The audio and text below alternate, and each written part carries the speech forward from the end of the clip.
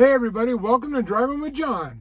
So I'm going to start a new series of videos basically telling the stories of truckers, their life stories, life-altering, career-changing, career-ending, life-ending type stories.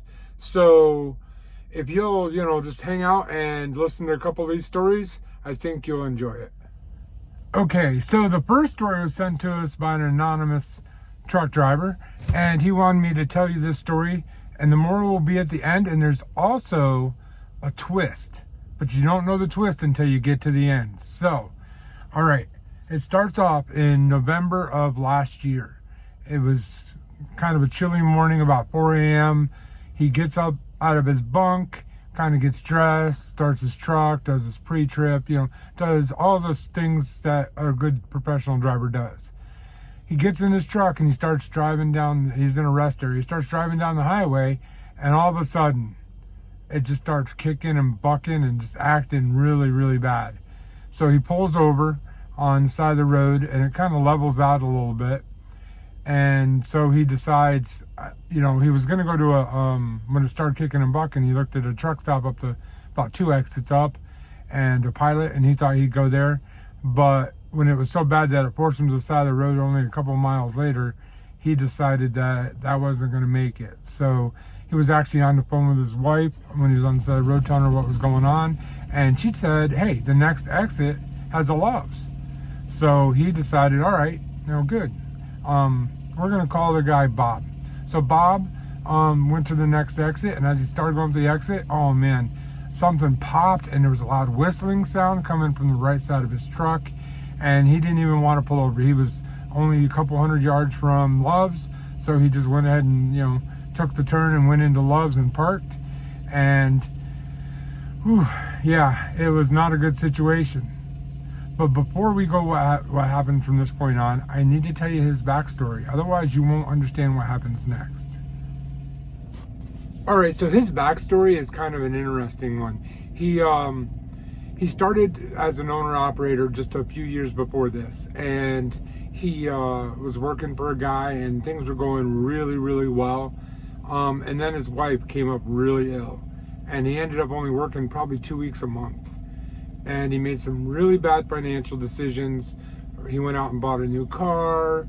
When they had to move because their landlord was selling their house, he rented a much bigger house for his wife to recoup in so the kids could live there and help take care of her while he was on the road. It was a bad situation, but he made it worse by making some bad decisions. So now that you know that, we can go to the rest of the story, because now you know his position. He's financially not in a good place. His truck just broke down, and it's his truck. He's an owner-operator. So now you got the backstory. Now you're going to see what happens next. All right, so Bob's in the Love's parking lot. He backed in. He goes out and he's checking out what's wrong, and he thinks it's a DPF seal. So it's now a Friday afternoon, and there's nothing open. No way you can go get it. Over the weekend, it's going to be just, no way he's going to be able to accomplish anything. So he's stuck in a truck that's not running in late November. Granted, it's in the south, but it's getting pretty cold at night. So he's living through 2 or 3 days in a truck with no heat, and it's getting down in the, mid to low 40s at night. And during the day, it might hit 60. So I'm not saying he was freezing to death, but it was cold. It was not a good situation. So when Monday came along, he found the part. He actually hired a courier service to go get it and bring it to him, paid for it, everything like that. He spent the next 2 days trying to fix his truck. Well, when he finally got everything all put together, he realized, because he started up and it just did the same thing again, he realized he was wrong, what was wrong with it. So at this point, it was 3 days from Thanksgiving, and he wanted to be home for his family. He woke up that morning in a great mood, because this was his last load to get him home. And if you're not into trucking, that's an important load. It's always an exciting load. You're always excited to go home and see your family. And he was super excited, and then all of this happened. So now we're 3 days before Thanksgiving, and he's thinking he's going to miss Thanksgiving. If you haven't done it yet, go over and make sure you do subscribe, hit that thumbs up, and think about joining as a member.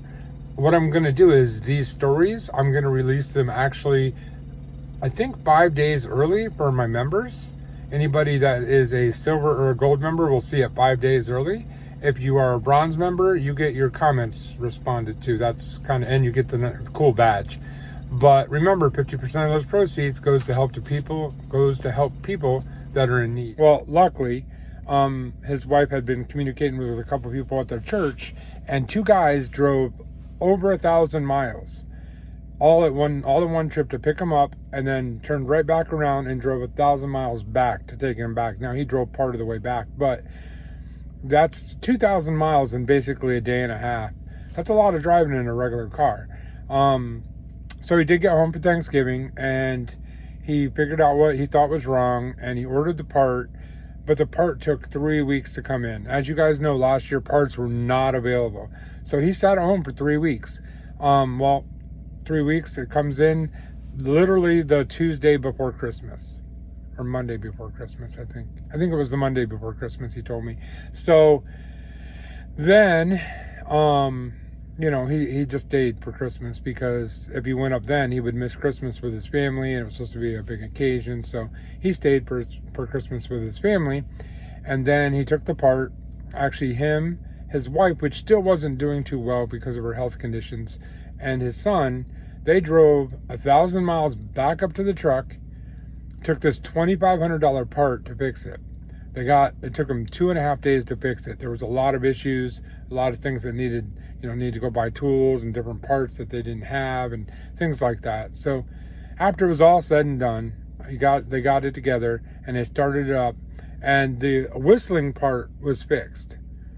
But the kicking and bucking, and now it's blowing black soot, not fixed.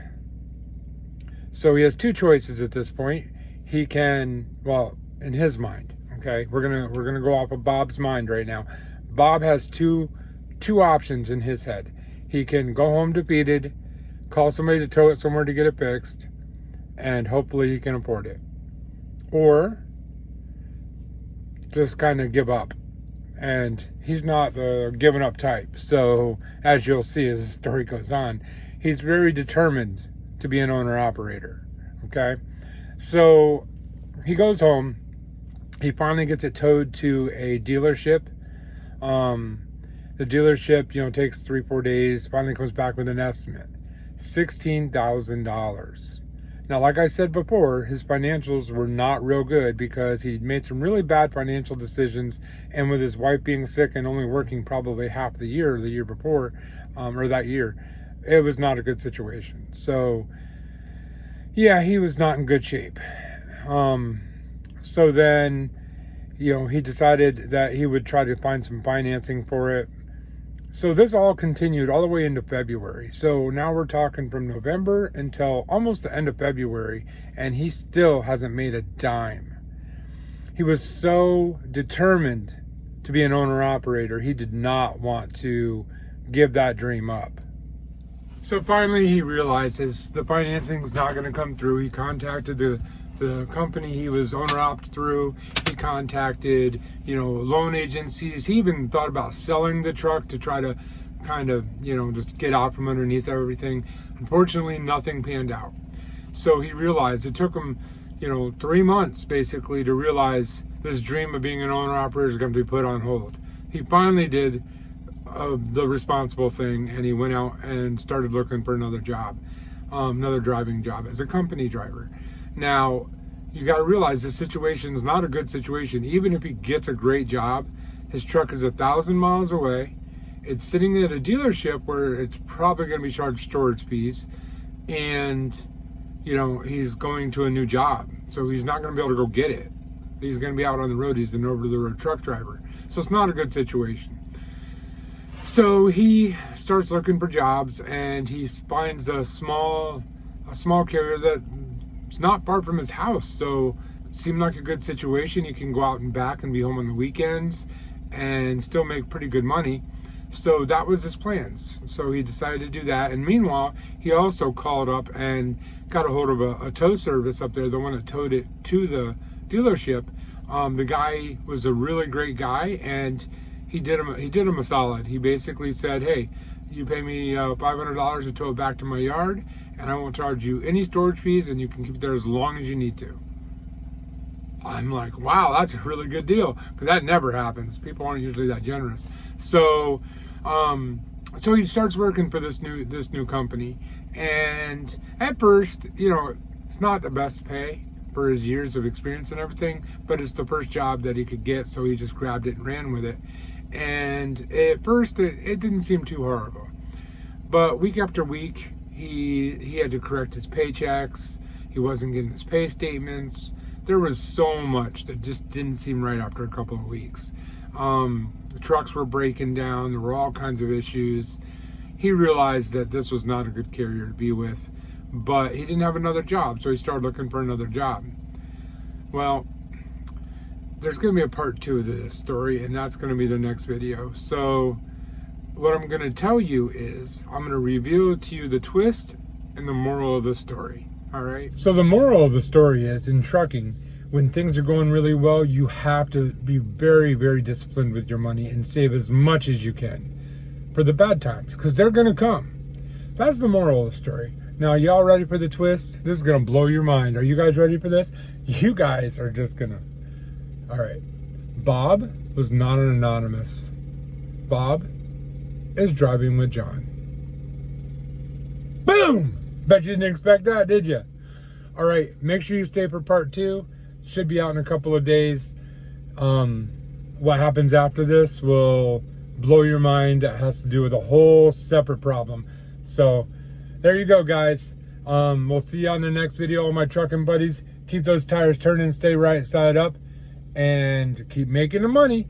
To all my non-trucking buddies, followers, everybody out there, guys, I really appreciate all the support y'all have given me recently.